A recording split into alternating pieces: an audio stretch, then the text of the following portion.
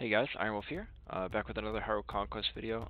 Today, this is a video that I've been wanting to make for an extremely long time, and that would be the Ordona province build order video. This faction, I think, is one of the strongest, if not the strongest, in some people's opinions, faction in the game right now. And I think, like, there's a lot of ways that you can play this faction. This faction has insane amounts of utility.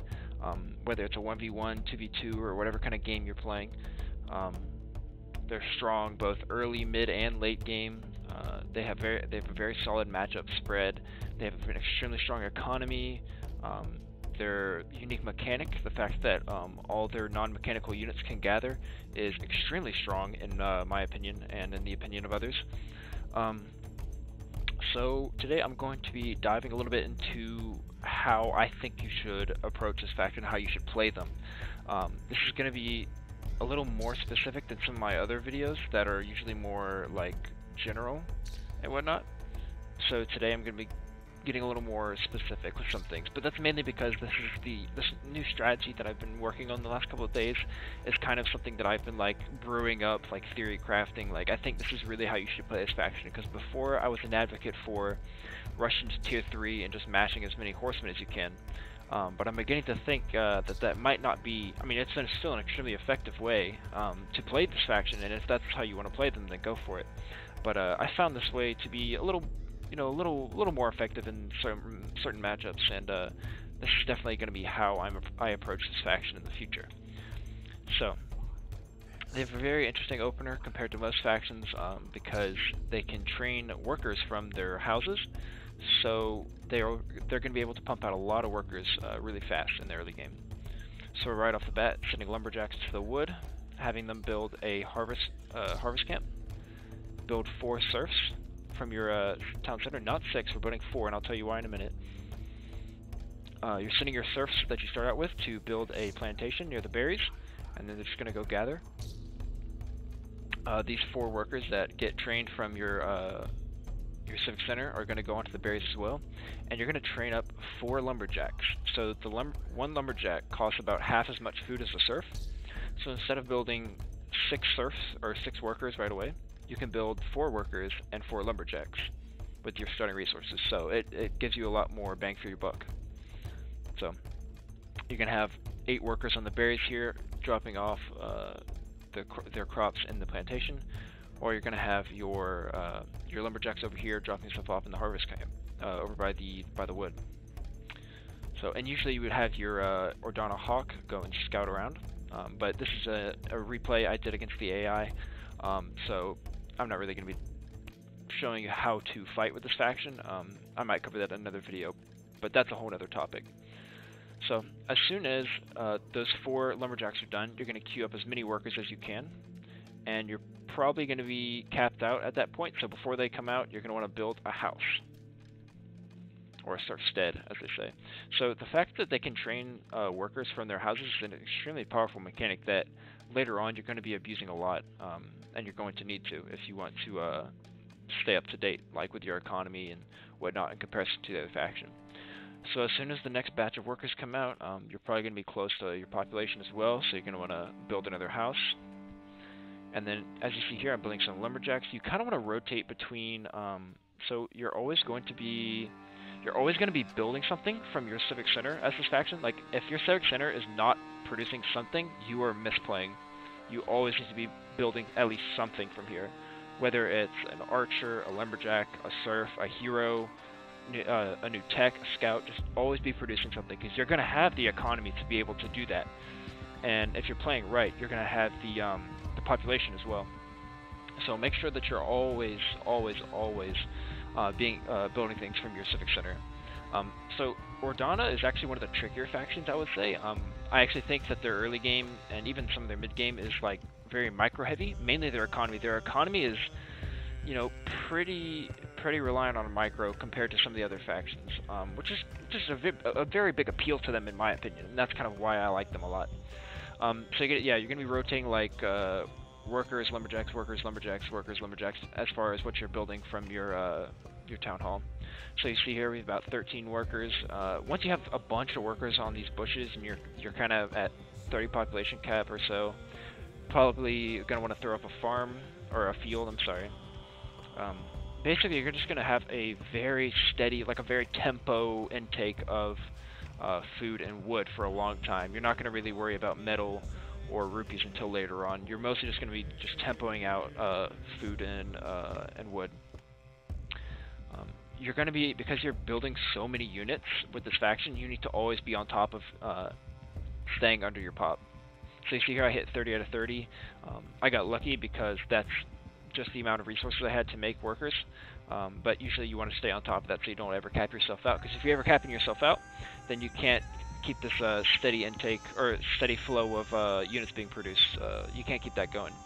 So what you're going to want to do is kind of just rotate between, like, as you're producing workers, like, have some, like, send them onto the bushes, and then after a while, send some off to make a farm, and then have those ones, after they finish making that, or not a farm, have them go off to make a house, and then after that, as you see here, make a farm. So you're going to, like, go, like, when you produce workers, you, like, just pretty much right off the bat, have them build a house, and then just send them off to go build a farm right after. So this is something I found to be pretty useful as well, especially if you're trying to save food for like a tech or something. You can actually build archers and replacement for serfs if there's livestock around, because they gather livestock faster than serfs actually. So that's a pretty good alternative to just getting more workers to put on bushes or on a field.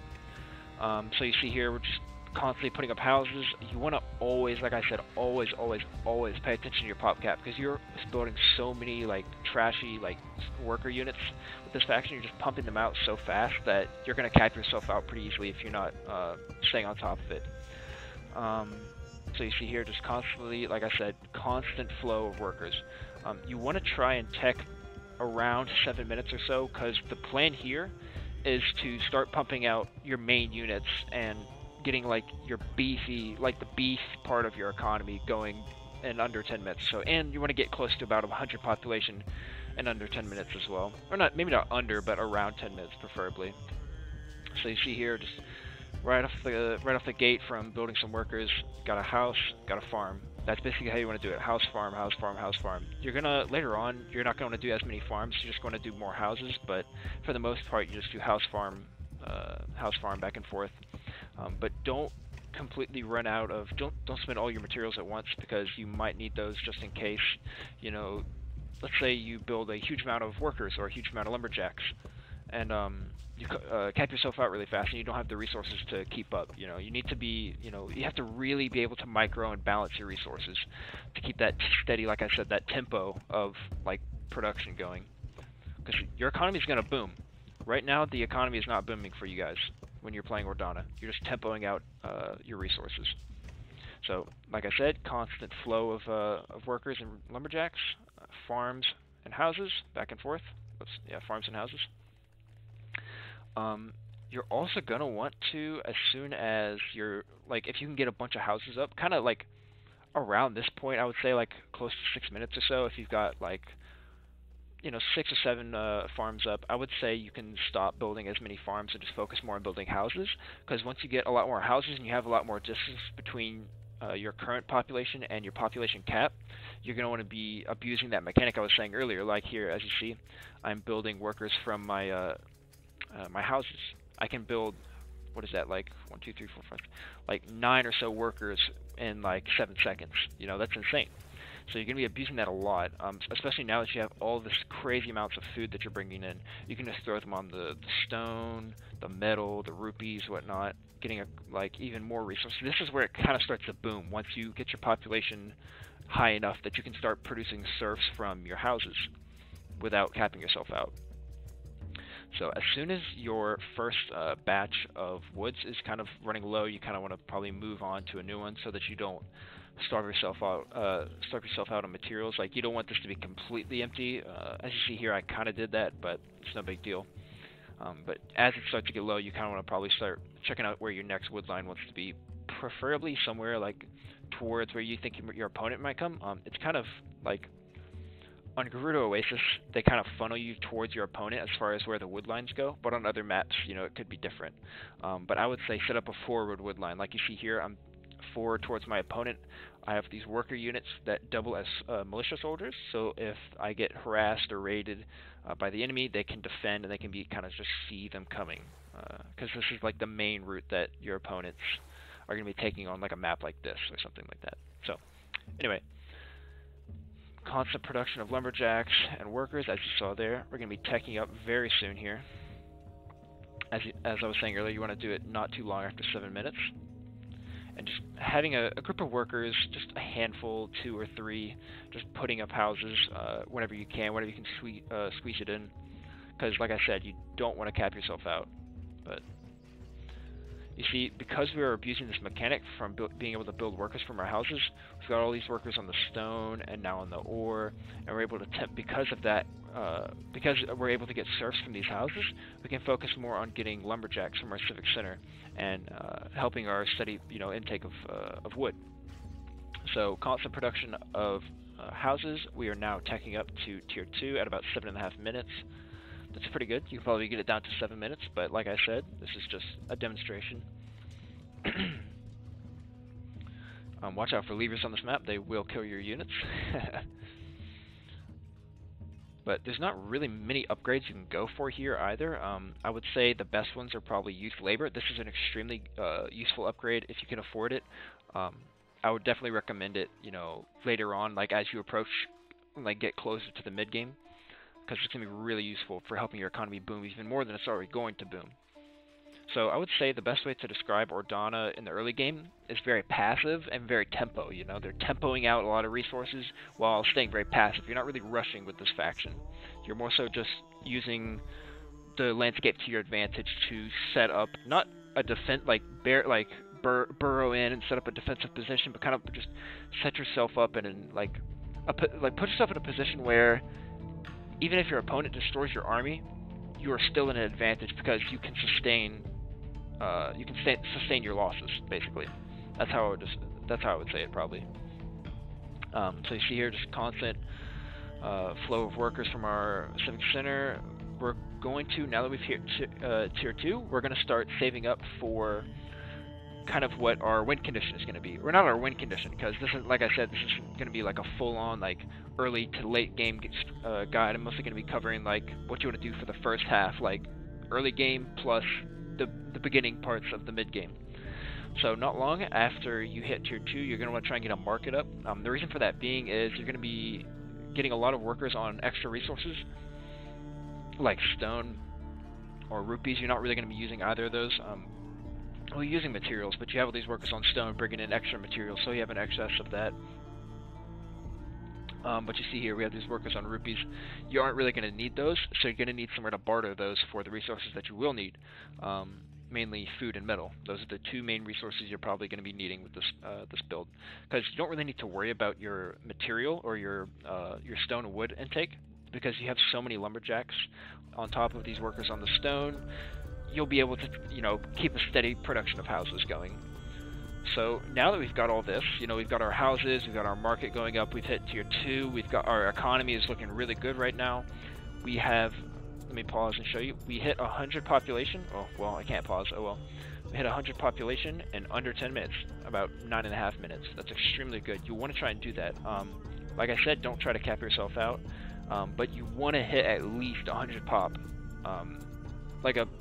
You want to have at least 100 out of something by the time you hit 10 minutes. Because that's going to put you in a very good position to set up for your mid-game economy.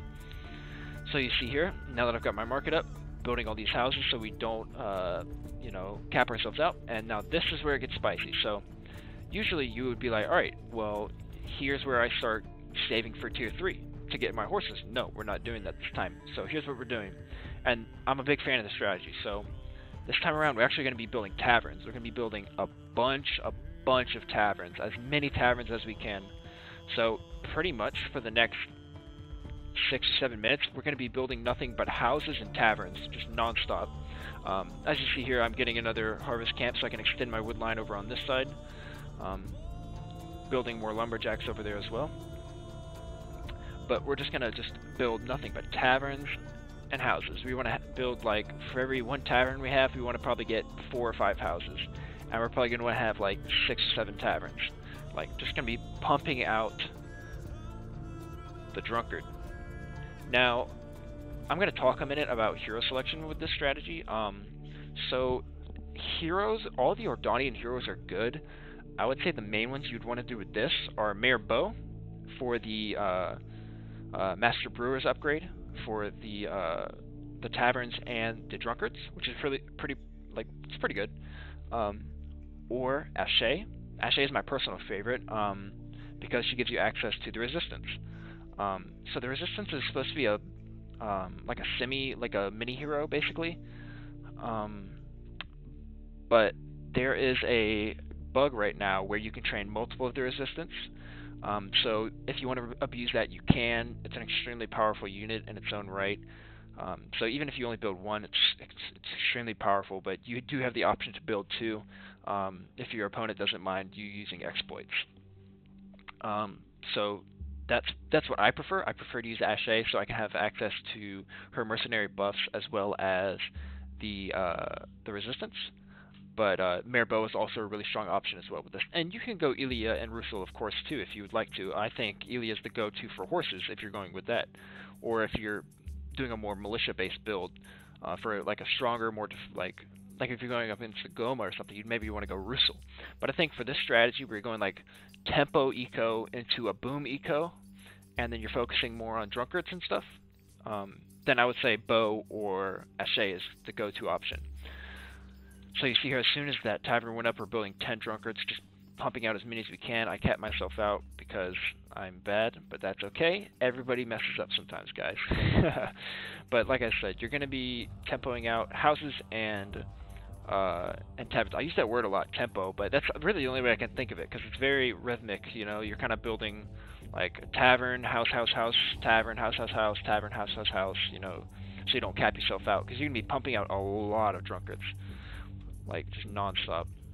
And you can even gather with the drunkards, too, because, like I mentioned at the very beginning of this video, Ordona's special ability, like their faction gimmick, is that all their units can gather.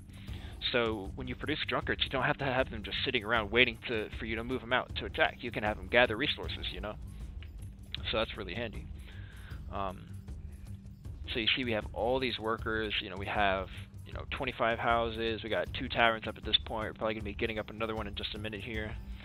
Pumping out all these drunkards. And so the big thing about why I prefer using the drunkards over the horses is because, 1, horses you need to be tier 3. 2, drunkards do 3 fire damage and 2 water damage, as well as 5 fire splash damage. It is very rare for units to use magic damage. Of course, you know, the alcohol that they're throwing isn't technically magic, but it registers fire and water attacks are registered as magic damage, and because of that, it's extremely strong because not a lot of units in the game have resistance to magic attacks. So they can really honestly just nuke some units like crazy fast. So you see up here we're building 2 more and building like a bunch of stacks of drunkards, building another tavern. We've got like 5 or 6 right now.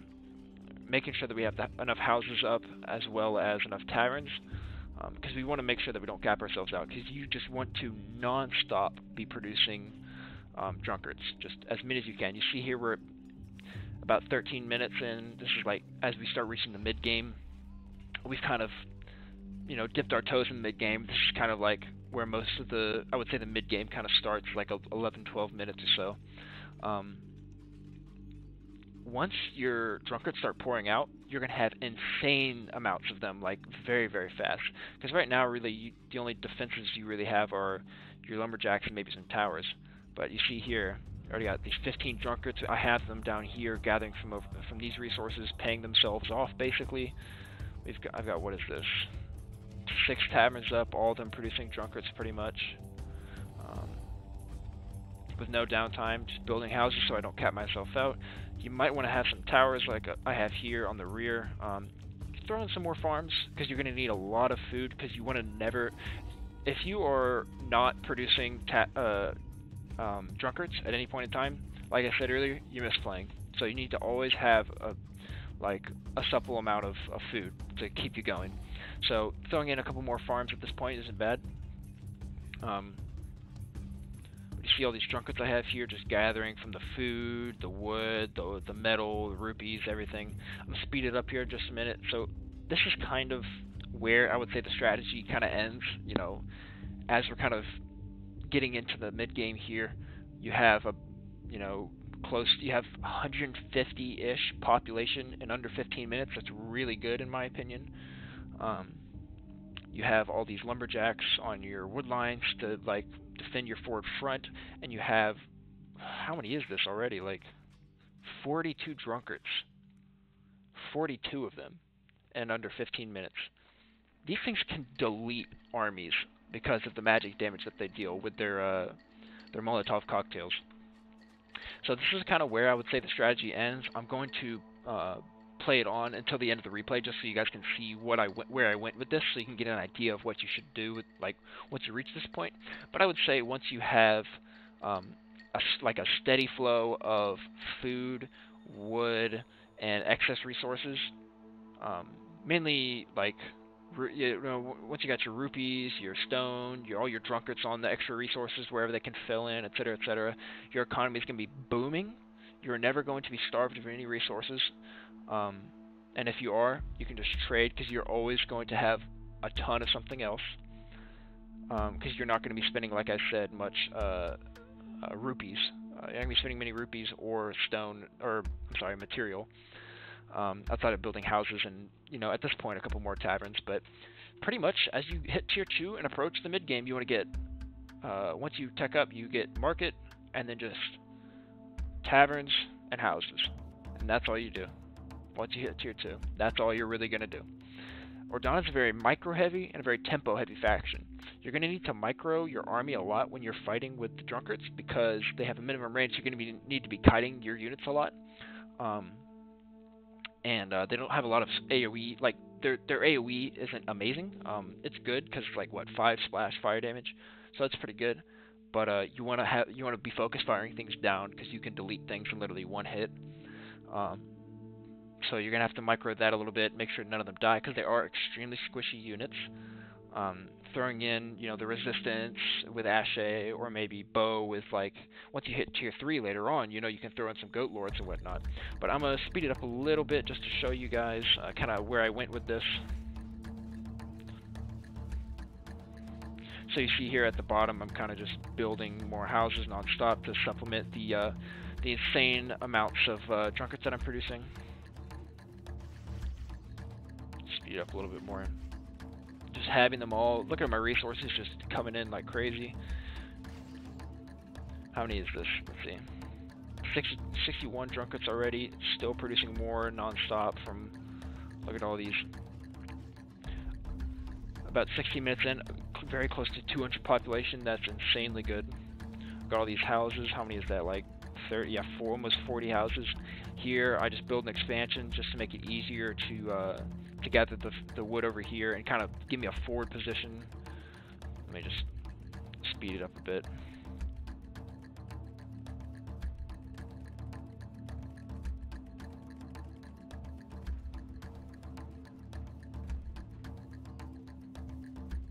Alright, here you can see I'm building more taverns and more houses, because I've already got, how many is this? 83 drunkards, along with all these lumberjacks. I don't have any defensive buildings, but nothing is beating this right now. There are very few things that are beating this right now. The Gorons can do very well against this, because they will have had more than enough time to get powder kegs at this point. But with all these drunkards you have right here, and that you are still producing, it's going to be very difficult for any faction to deal with at this point. So here we're getting close to 20 minutes, approaching the late game. This really, like I said, isn't important to the strategy. I'm just kind of going over what I did here. Just non-stop taverns and houses. Let me speed it up for you guys. Producing all these drunkards. There's actually a lot that was making my game lag, actually, because there were so many polygons. and they can just delete things like crazy. I'm taking up to tier 3. This is an extremely late tech, but like I said, we're not really focused on what you get in tier 3, unless you want like horsemen or something, but even then you don't really need it. But look at all these drunkards I have. 90 over here, all the ones over there. You know, like, it's crazy. And I'm just trading for food and ore, you know, just to keep the steady flow of drunkards coming in. I think I'd bring them all in over here in a second.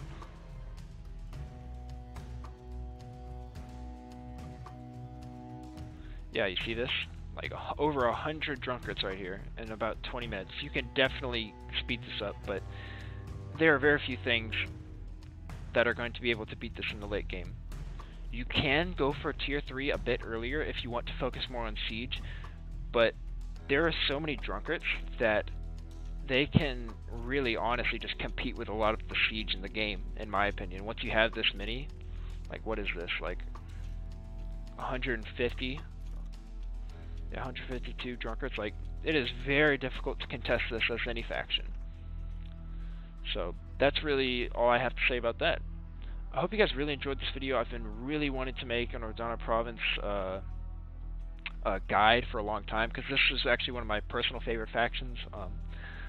I've been an advocate for the horse strategy for a long time, but this week I really sat down and kind of grinded out like a lot of different strategies and kind of theory crafted like, okay, what is really just a very refined way to play this faction? Because there wasn't really a method to my madness with the horse, the mass horsemen. I kind of just let things play out because Ordona's economy was so strong. You know, I just kind of let it go, and just eventually, you know, 60 horsemen just showed up on my screen eventually. So I really wanted to make something like that I could use as a reference to for myself and for you guys to develop your own strategies around Ordona. You don't even have to do the drunkards, you know. That's just a really good skeleton that you guys can work with. Like, you can, instead of going so much on the drunkards and the taverns, you can save for tier 3 and go for, you know, like a bunch of goats or something. It's completely up to you guys. Like I say with all my videos, these guides are not to be the end-all be-all of how you should play this faction. They are just a guide, just a skeleton, a reference for you guys to come up with your own strategies to find your own enjoyment with the game. So I really hope you guys enjoyed this video. I'm going to be signing off, and I'll see you guys next time.